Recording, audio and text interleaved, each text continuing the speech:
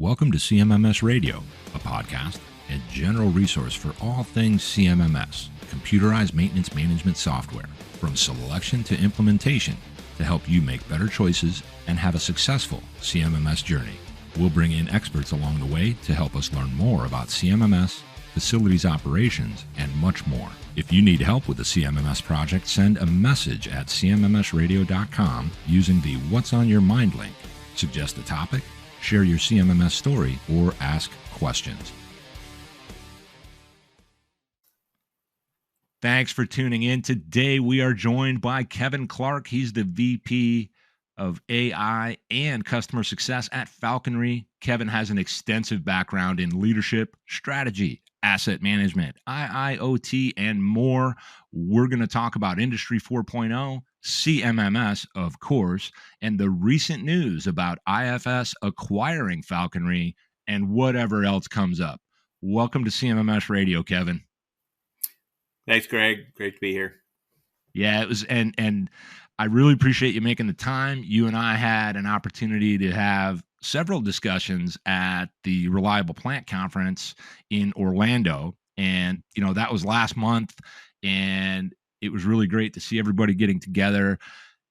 When we met at RP, those conversations kind of went around industry, CMMS, sensors, IoT, and AI. So lately I've been wondering about Industry 4.0, specifically the barriers to successful deployments of sensor monitoring technology. And there's a high percentage of what we might call failed initiatives. But what I wonder is, in your opinion or just observation, is the tech oversold or are clients overzealous, meaning they're moving forward too soon in their maintenance maturity, or is it something else?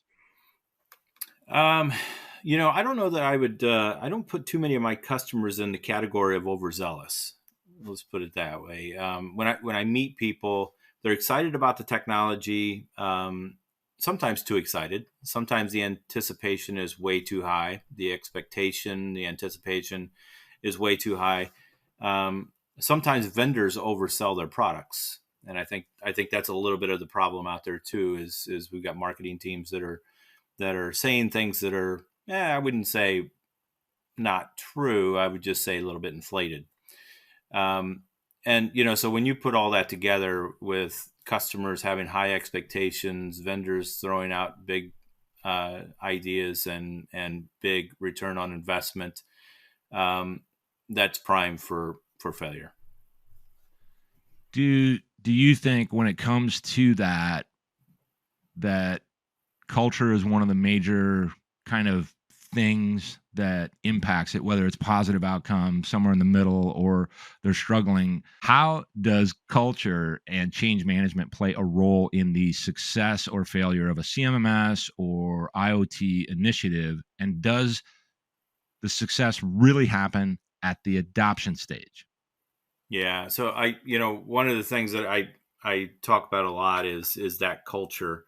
And one of the challenges is that culture doesn't change fast. It's not an overnight thing, right? They talk about you need a top executive that's sponsoring whatever you're doing. That's absolutely true. You need top sponsorship. The problem is that culture is much more powerful than a top executive. And so they need to work on that inside of their facility. And we see it often where we bring in AI, we bring in really cool technology. The C-level is excited about it. They want it. They know that it's the future.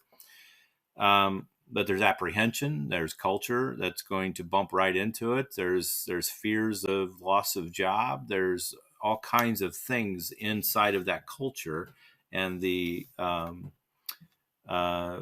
maybe the messages that have been put out into the industry that AI is out there to take your jobs. Well, I think right now AI has only created jobs, just because there's so much to learn. There's so much to gain from it that you have to take it and turn it into something that is valuable. And it's not in the place right now that's taking jobs. Someday down the road, it's going to change our jobs, no doubt about it. But it's going to be it's going to be different than just flat out everybody loses their jobs. We're going to upskill. And that's something we ought to talk about at some point too, Greg, is how do we upskill? What does upskill mean? Because we talk about that a lot, but we don't talk about what are the things that we need to do to upskill. What does the future look like? And, it's just so many barriers out there that causes us to be challenged with the technology and the culture that we're trying to deploy it in. Well, let's keep that going. So Yeah. what are those barriers, and then how would you encourage someone to kind of set up to be prepared to deal with those barriers? Yeah. So I often push practicality. And so, you go right to the maintenance teams, right to the operations teams, and you talk about the technology and how it relates to their job, or in some cases doesn't relate to their job. But the data that we're utilizing is all about their job. So their daily jobs can change. And you have to work with that team to help them understand how it changes in a positive way, especially when you're dealing with data. It might be data they've dealt with for a long time, and it may be dormant data that they'd never seen before. And all of a sudden, it's feeding them something new. And so when you get something new, that's change inside your organization. And sometimes it lines up with what you always thought, and sometimes it doesn't. So that's an immediate barrier, is just seeing new things. And it's it's interesting too that when you have AI and AI is looking at data, it's not necessarily truth. It's just real data. And so that real data may turn into something that that leads you in a certain direction, but it's not necessarily truth. So people have to figure out the result of that and turn it into something valuable. It seems like I talk about turning it into something valuable, but that's exactly what AI is. It only knows what you teach it. And so the better we teach it, the more attention we pay to it, the better the results are going to be. Wow. So when I think about that and a lot of the other conversations I've had, especially in the last year, the concept of data, you can get as much data as you can get, whatever that means. The question is, or like the outcome is, what are you going to do to make that data useful? And the data in itself is going to give you all these indicators, but to really figure out the truth, I think what you're saying is you're going to have to get into it. You're going to have to figure out how to properly, say, for example, weight the data as far as the data's impact to inform you on how you move. Is that kind of what you mean there? Yeah, I do. The interesting thing about this is that most, and probably even higher number than most, is that nobody has AI in their job description. Nobody has it a line item in their job description that says, go spend a couple hours analyzing AI data or AI results, or the insights that it's finding, or the anomalies it's detecting, or the patterns it's seeing. Yeah, very few people in an operations position has that in their job description. So nobody has the ability to go do that. We're starting to see a few people that are starting to get that level of assignment, but it's just not there. And so the ability to go spend time with data, with AI, is just not there yet. And that's definitely a cultural barrier. It's interesting when you talk about that specific aspect of the data itself and AI or otherwise. I'm thinking of all the different technologies and process changes that we've all seen. You, me, anybody that's listening to this, where the change, the new data, the new impact or barrier shows up and we're all cringing. And when you talk about nobody really has the time to go and work with that AI data, let's say it's 2 hours a week or 2 hours a day, anything like Hmm. this, it's so disruptive to what they're already doing, which Right. is why it's painful. But if you go through that pain and you can institute that slight or maybe big cultural change in the behaviors and you suffer through that pain, when you come out the other side, the idea is that you should have better processes and get Hmm. closer to being on a path of continual process improvement or optimization. Yeah. Hmm. Yeah, absolutely. And what we focus on is the operational data. Um, I've said it before. Having operational data for um, fed into your AI is good. Having operational data plus predictive data is awesome, right? And we look at it from a time series standpoint. So we look at it as the day progresses. And so we can identify when particular things are happening. We can identify when certain signals, maybe it's a combination of signals that have a problem, or let's say they're not normal. I always like to put it in terms of your everyday life. What do you normally do in life? And then what are those extra things outside of normal, the abnormal? Um, Maybe one of your kids gets injured and you have to run them to the emergency room. That's an anomaly. That's something that you wouldn't normally do. Some parents normally do that, but most parents don't normally do that. But that's what AI is really trying to do, is taking your existing process, your existing predictive data, and is looking at the normal, and it establishes a normal. And then anything outside of that are the things that we need to pay attention to. And we're just not, as humans, we're not geared to do that just yet, right? And we've been used to taking data out of SCADA systems, any kind of control systems, any kind of historical databases, and taking that information and looking at it and assessing it from as analytical as we can be, as humans. But then it's very limited, and it's always built within parameters, and AI doesn't work with parameters. AI just learns, Hmm. which is different, right? And so there's a place for parameters inside of controls and SCADA systems, but there's a place for learning, and learning of the data and understanding what's normal and abnormal. Now, for me, just to clarify, when I'm thinking about it, or kind of my intent here from a CMMS perspective, so your computerized Mm-hmm. maintenance management software system solution, whatever it might be, oftentimes we've got organizations. Let's say they're at a maturity level where they're doing day-to-day work orders, they're doing a little bit on corrective work order tracking, and they're managing their assets. And then within those assets in particular, that's where I tend to focus in on this technology, like what Falconry Mm-hmm. does, where if we can gather any additional data that is it could be a leading or a trailing indicator of something that's about to happen.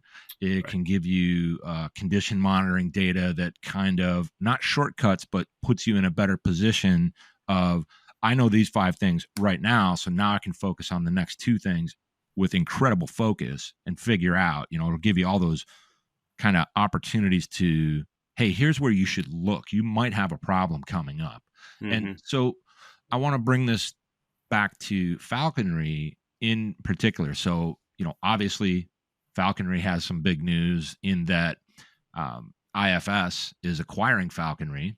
Right. And IFS, for anyone who doesn't know who they are, um, they have a solution that also includes IFS Ultimo, which is a CMMS platform. I learned something about it, obviously, over the years, and I got to talk to some of those team members when we were at Reliable Plant. But I wanted to get some insights from you. So, is that, when it comes to the platform that IFS has, both IFS and IFS Mm-hmm. Ultimo and Falconry, I'm trying to figure out how you see this playing out for all the different stakeholders at the companies, the organizations, Sure. Falconry, IFS, and the customers. What's that really going to do for those users of the CMMS?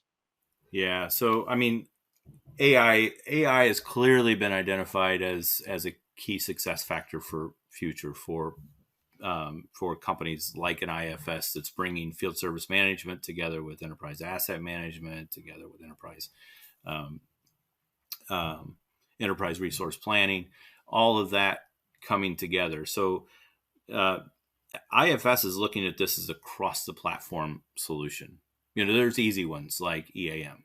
That's an easy one, right? So Falkonry's industrial AI that lines up perfectly with an EAM system. It lines up perfectly with a field service management.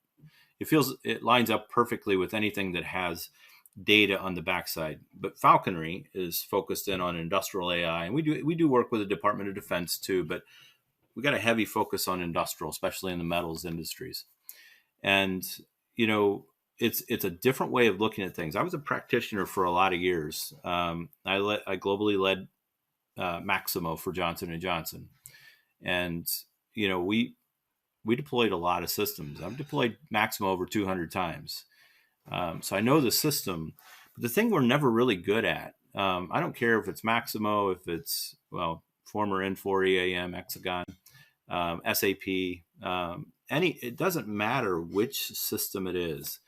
We're never good at connecting our assets to our systems. We've got the technology to do it these days, and we're just not good at it. The vendors have been pushing for it, but yet I don't think the solutions have been mature enough. And I think you're bringing an Ultimo system, a very mature CMMS, together with a very mature AI industrial AI system. And I think that's going to be interesting in the next 6 months to see what happens there, because it's a totally different way of doing predictive than I grew up. Right. In part, we a lot of predictive we did manually in spreadsheets and identifying what that predictive ought to look like through things like criticality assessments and FAMICAs. No different today. We're still doing the same thing, but we got cool technology that allows us to do it. Not just sensors going into a database someplace, but those sensors now can go into something like AI that's learning what those signals are bringing in, and it's understanding it. It's comparing it to other signals, and it's saying, is that normal? Does that normally happen at this stage of my time series? And so it's different because it's identifying anomalies rather than saying, okay, I'm too warm, or I've got too much vibration, or I've got maybe you can bring some of the other technologies in, like ultrasound or something like that. But that's predictive data, and that's coming together, and you're focused in on just that predictive data, but you have no idea what the rest of the operation is doing. Right. And that's where the operational AI comes into play. When you're comparing operational AI to predictive data. And that will give you a completely different focus when you see the anomalies and you see the patterns, rather than just seeing the signals. And so for me, it's pretty exciting to finally get that in there. It's a different context, but it's going to tell you so much more because you know so much more information. I've got customers at Falconry that's bringing in like 5 billion signals a day. And so they have a really good understanding of what's going on in their operation by bringing in that many signals. And we're going to continue to see more. Right. Every customer we have, they usually start small. And once they get comfortable with it, then they move into a little bit more and a little bit more. And it's part of the process of breaking the culture and start going towards data-driven reliability rather than us making just decisions on our own, some gut feel. Right.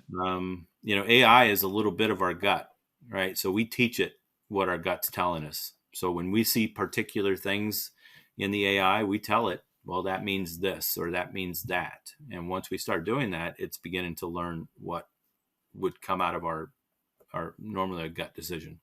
Right. So anyway, it has a lot to do with the way you treat it, the way you pay attention to it, and the way you develop it. And so it's just like any other learning mechanism. If it's not taught well, it's not going to behave well. Right. So even there, maybe it's a little heady, I don't know, but It even does. there, the AI itself and the teams and the orgs that are leveraging it within these various platforms, CMMS, it could be an EAM. I like to Right. focus on CMMS, but the whole thing in and of itself has its own maturity process and its own, in a sense, cultural change as well. It has to kind of learn and adapt along the way and go, oh, this means that. And so, it's Boolean logic or whatever's in the algorithm has to kind of learn, almost like a child heads into adolescence, heads Yeah. into, and I know this isn't really a psychology or child development, type topic, but Yeah. maybe it But it is. kind We're of all is. people.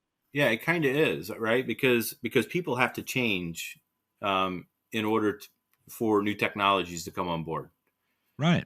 And I often use the cameras at your house, right?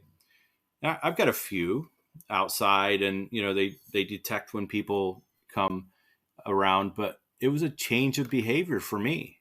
20 years ago, I never would have expected to have cameras at my house, and I think most people that have them probably never expected that either. But it's something that we've grown accustomed to, and we changed because of it. Just like smartphones, we've changed because of it. The way we behave is changed. So the same thing in our operations. As we bring in new technologies, things change, and that's actually the fun part about it is things change. But it's the old saying is it's fun. I have no problem with change as long as it's not me, right? I And love that. yeah, I love that because I feel that way. I mean, yeah, sure, yeah. sure. And I have to do it all the time. I've got kids, and so I have to change sometimes. Now I've got grandkids, so I had to change a little bit more. It's part of life, and I think the problem with AI right now, Greg, is that AI is coming on so fast that we have to change so fast, and I think that's the biggest barrier out there is that super fast change. It's really true. It's really true. If you just take a moment and observe it and forget about who the players are and all these kinds of Hmm. things, that is, in fact, the most challenging part because everything's connected to it Hmm. and it's moving at this hyper speed. So when I brought up Industry 4.0, Hmm. the kind of idea behind it was, all right, we've got Industry 4.0, but we're already working on Industry 5.0. And I'm looking at it going, how much of this is a misnomer? How much of this is a bunch of hogwash? And how much of this Yep, is legitimate technological advancement and innovation that can really benefit us? And I think the latter is absolutely true. But to get there, it's hard. patience, planning, Yeah. and, not giving up. So I want to go back to the basic approach when it comes to CMMS. And I wanted to ask you two things. So, when it comes to advice you would give someone on getting a CMMS platform, agnostic to products, we don't care which one or anything like this, Yeah. but would you say, and this is a two-parter, so what advice would you have for those that are struggling with getting their teams to adopt their existing CMMS platform? Hmm. Plus, part two is anyone that's for the first time seeking out a CMMS, should they essentially avoid the IoT and the advanced sensor monitoring and all that kind of stuff their first go at it? Hmm. Um, Yeah, and I'd probably answer this differently depending on who it is, right? So if you're more of a mom and pop shop and you got one or two users on your CMMS, I'm going to give one level of advice. If you're an enterprise that has there's a lot of variables, Greg. Margins matter in your business. Competitiveness matters in your business. Um, where you're at in your reliability journey matters, right? So there's a lot of things that would come into play, but I think in general, what I would say, and I'll go back to a comment I made before, and I think most people know me for this too, is I'll go for a very practical approach. I always do, because what it does is you work with your teams, and you take their advice. I mean, it's sometimes it's hard as leaders to go back and just work with your team, the ones that are actually out there turning wrenches and coding equipment and just making your operation run all day long, to go back to them and talk about some advanced technologies that they may have no idea about, but they may. But their opinions on how you get there matters. And that's what we've always found in every situation, whether I was a Caterpillar, whether I was a Johnson & Johnson, whether I'm deploying out as a vendor into other businesses, is that their opinion matters. And you want that opinion before you deploy, not after you deploy. And that practicality in your system where it makes sense to the business, don't build it so that it just replicates the business, because the whole intent is to improve the business with the system. So you don't want to replicate your current business because you're trying to go to the next level. But I would use practicality. I would build your opinions of your people right into it.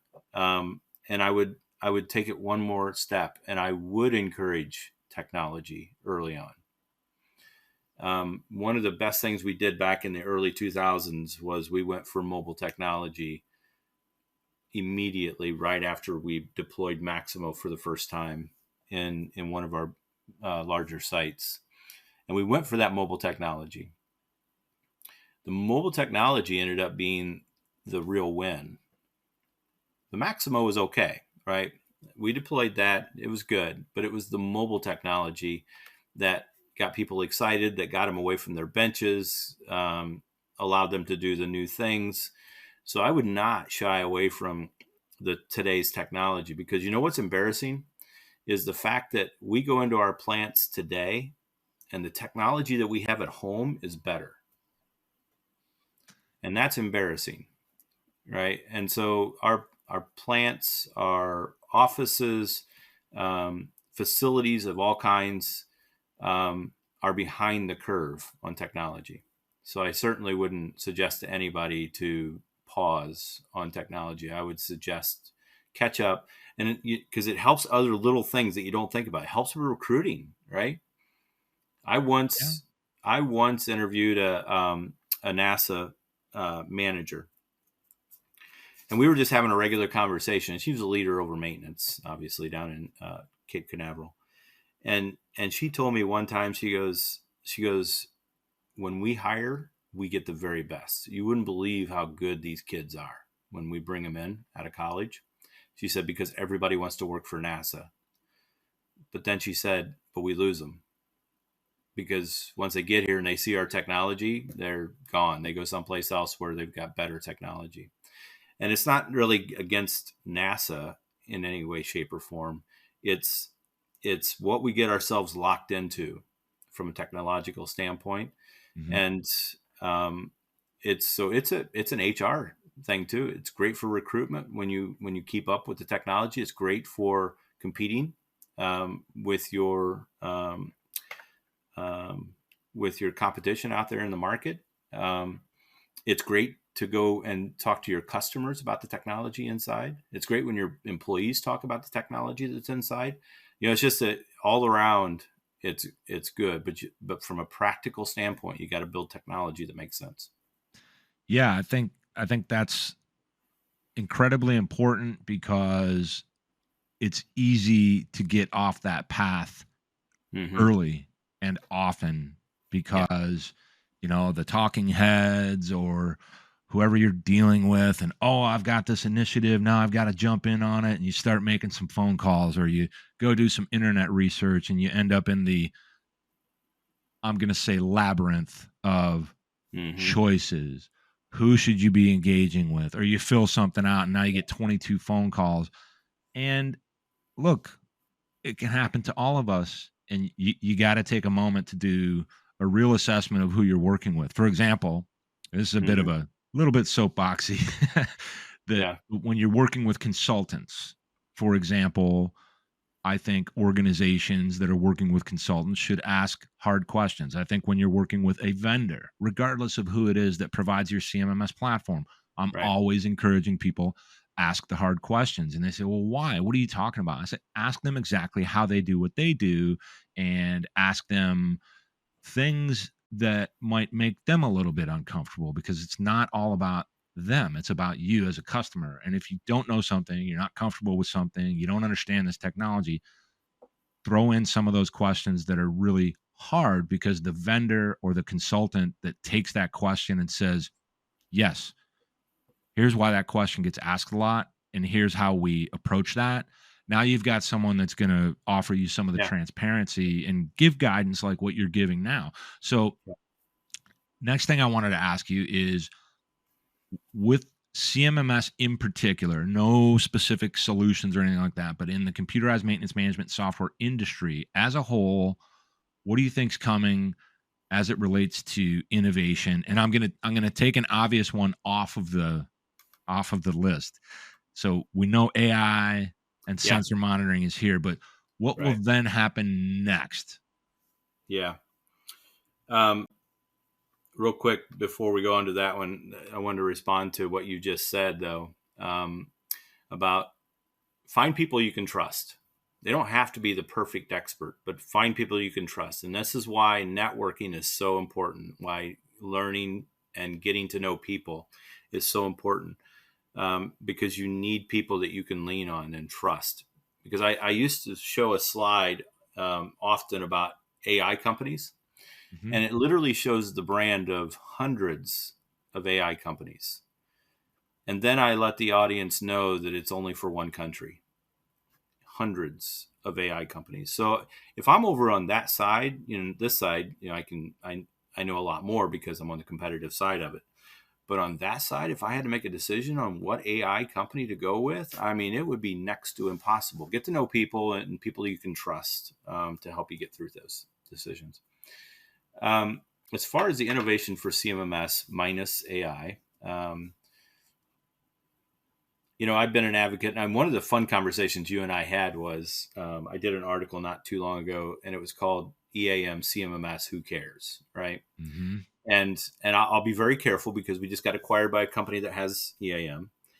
Um, but I think it's real. I I think most people don't really care whether it's called EAM or whether it's called CMMS. Um, I think I think maybe we as the industry or the vendors or maybe really good marketing teams are keeping the EAM CMMS terms alive, Hmm. right? Hmm. And I do believe there are a few CMMSs left out there, but I think they're mostly EAMs. If we go with the traditional definition of what an EAM does beyond a CMMS, most are EAM-ish. Um, I'll get off my soapbox for that because I can go way off the rails when we start talking about the difference between EAM and CMMS. But if we're talking about CMMS EAM minus AI, um, I see um, I see CMMS EAM turning into something that's very um, configurable. When I look at what we had 20 years ago as our maintenance excellence program at Johnson & Johnson, we had a list, and that list was no more than 10 features long. Work orders, job plans, the normal things that you would expect out of a CMMS. Hmm. Um, a high percentage of users only need that, and they don't need more. Right. And so I see CMMS backing itself out. Some CMMSs, EAMs have built themselves into a technology corner that they have so many features Hmm. that they can't back up and fulfill what a large mass of the people or companies need.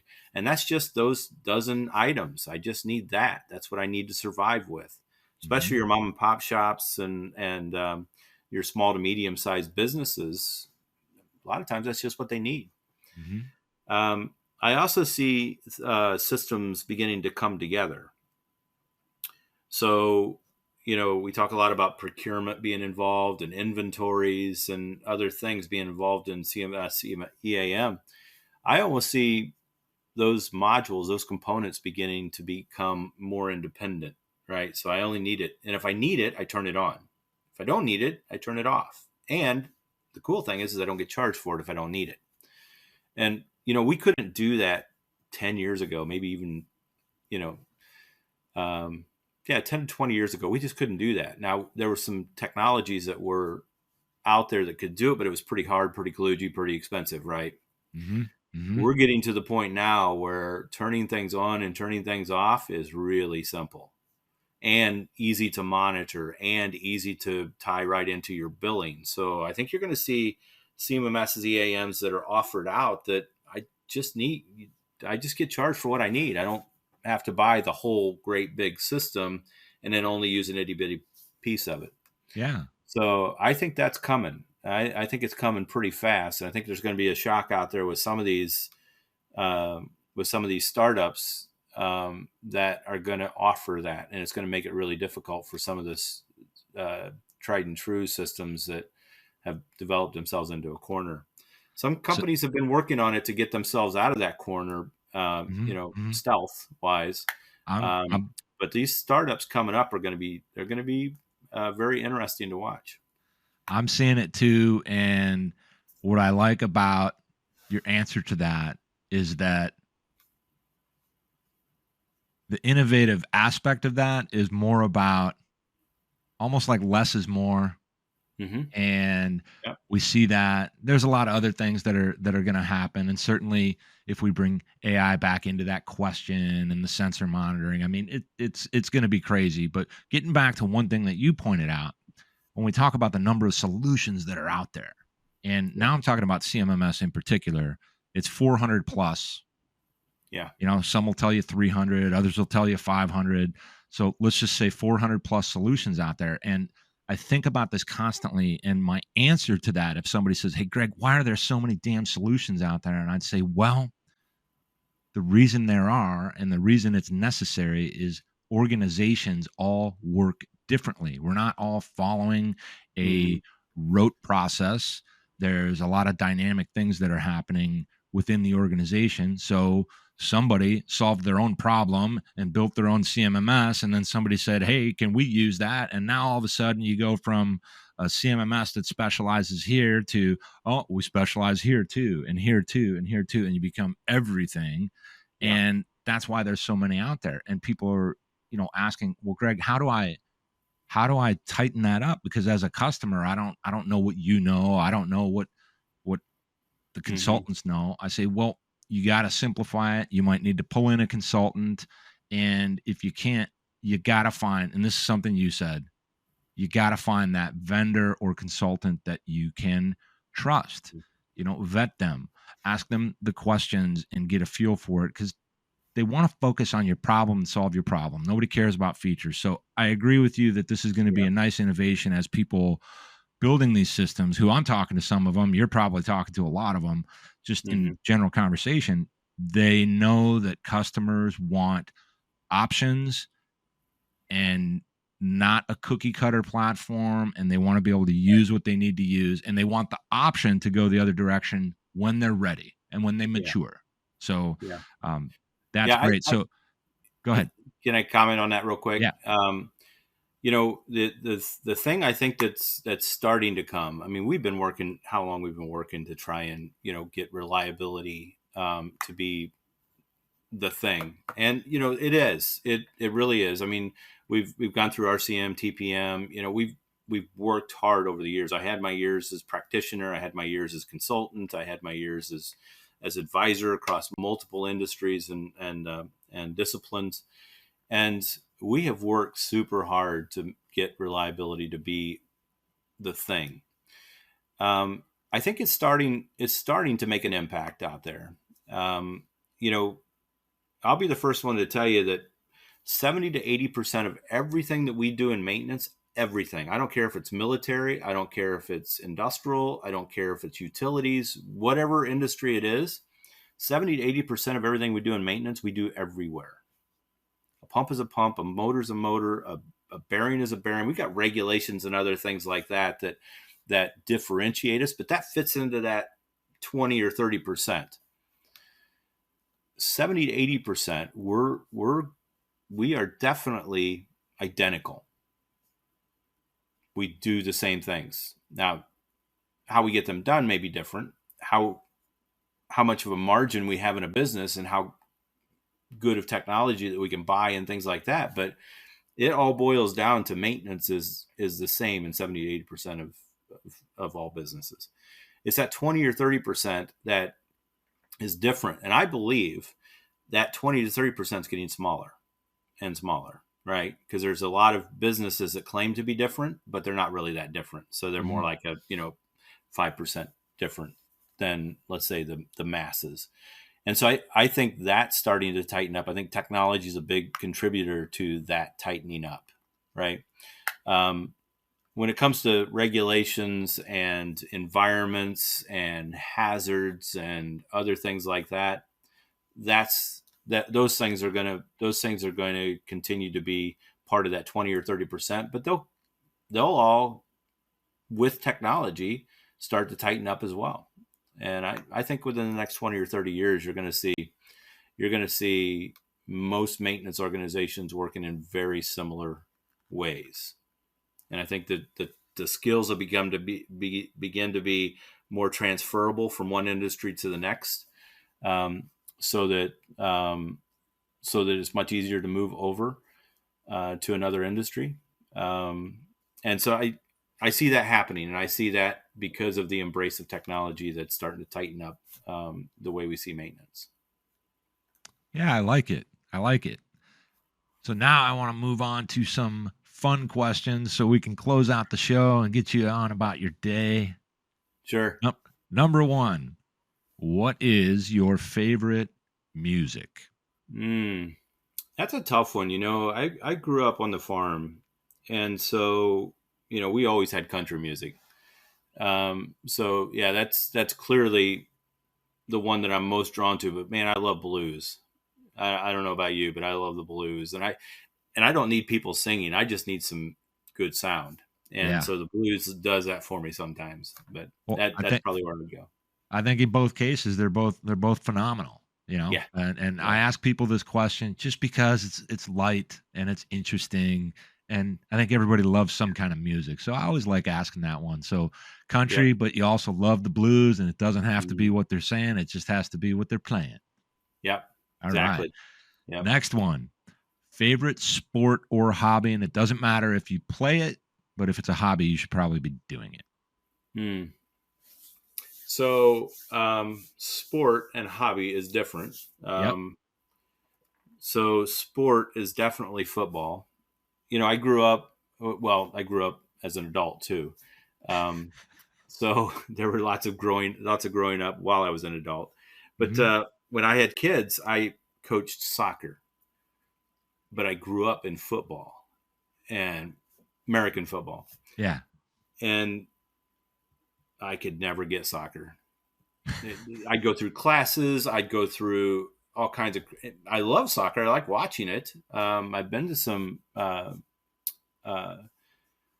big time soccer games, even over in Europe, and that offsides and everything. It'll blow your mind. It messes with you, especially when you're a traditional football player, right? And there's a very definitive offside. When you're offsides. In soccer, you don't know. Anyway, we had fun raising my kids and soccer, but football is and if I had to be specific, it's college football. So all right, I'll push it a little bit. We tailgate Purdue every weekend, whether we win or not. We tailgate. We have a good time with that. As far as hobby, so I'm an outside guy, so I'm always outside doing something when AI isn't making me stay at my desk. So I like to get out and I cut wood. I have about 6 acres that I mow. I get around about 150 trees on that acreage. But I just spend a lot of time working in the woods, out on the river. I love to get out on kayaks and things like that. So yeah, that would be my hobby. It would just be outside, not inside. Gotcha. And now the last one of the fun questions, if they're fun. How do you maintain a work-life balance? I raised kids that are a little bit like me. They're workaholics.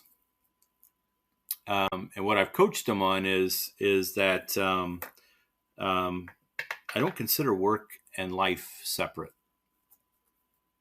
I consider them the same. Mm-hmm. So to try and say balance when I consider work part of life, I think that's a hard sell for me. But what I do, so I'm an outside guy, so we spend a lot of time outside. My kids are outside people. And so it's a hard thing for me to be able to say work-life balance, even though I do work hard at it. And my wife gives me the look. And so that's my balance is when I get the look, then I'm out. I'm done. No such thing as done, but I'll be done for the day. But yeah, I that's what I really like to preach, Greg, is that work is part of life.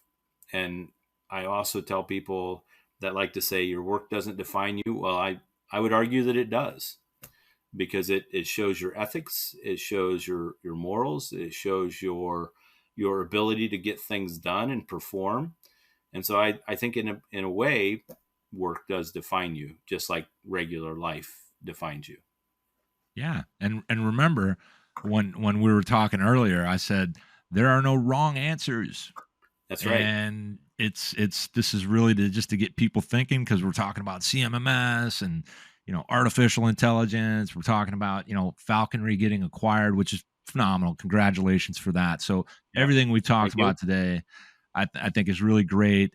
And I want to thank you for joining us on CMMS Radio. And I hope we can do it again someday in the future, because we uncovered so many things that we can continue to talk about and just get people thinking. So really appreciate you being here today, Kevin. Thank you for having me on. My pleasure. Now, everyone, you can find Kevin on LinkedIn. Just search for Kevin D. Clark, or reach out to kevin.clark@falkonry.com to get a conversation started about your project. Thanks, Greg. You got it. Thank you, Kevin. Did you find this episode helpful? Please send us some feedback, suggest a topic, or ask a question. Reach out to CMMS Radio if you need a co-pilot on your CMMS project. Visit CMMSradio.com and use the What's on Your Mind link. Thank you for tuning in to CMMS Radio, your resource for all things CMMS, from selection to implementation, to help you make better choices, learn from industry experts, and have a successful CMMS journey.